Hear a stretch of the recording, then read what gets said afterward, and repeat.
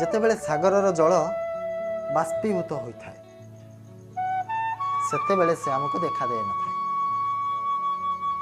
ମେଘ ଅର୍ଥାତ୍ ବାଦଲ ସେ ଜଳ ଗୁଡ଼ାକୁ ନିଜ ଭିତରେ ଲୁଚାଇ ରଖିବାକୁ ଚେଷ୍ଟା କରିଥାନ୍ତି ଆଉ ବହୁତ ଦୂର ଯାତ୍ରା କରିବାକୁ ପ୍ରୟାସ କରିଥାନ୍ତି ଆଉ ଚେଷ୍ଟା କରିଥାନ୍ତି ସେ ଜଳ ସବୁବେଳ ପାଇଁ ତାଙ୍କ ଭିତରେ ଲୁଚି ରହୁ।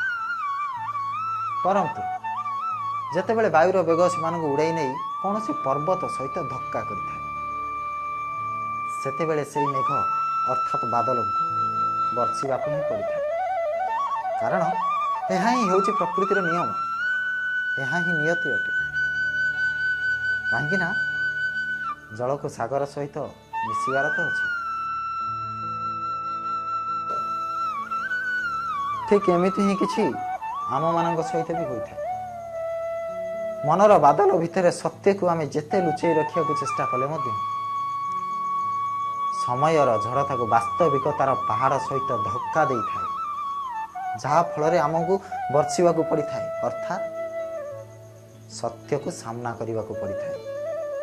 ଆଉ ସେତେବେଳେ ଆମେ ଲାଚାର ହୋଇଯାଇଥାଉ, କାରଣ ସତ୍ୟକୁ ସାମ୍ନା କରିବାର ସାହସ ଆମ ପାଖରେ ନଥାଏ। ତେଣୁ ସତ୍ୟଠୁ ଦୂରେଇ ଯାଆନ୍ତୁ ନାହିଁ, ନା କି ସତ୍ୟକୁ ଲୁଚାଇବାକୁ ଚେଷ୍ଟା କରନ୍ତୁ, ବରଂ ସତ୍ୟକୁ ସାମ୍ନା କରନ୍ତୁ। ଆପଣଙ୍କର ଭବିଷ୍ୟତ ହୁଏତ ଭଲରେ କଟିଯାଇପାରେ।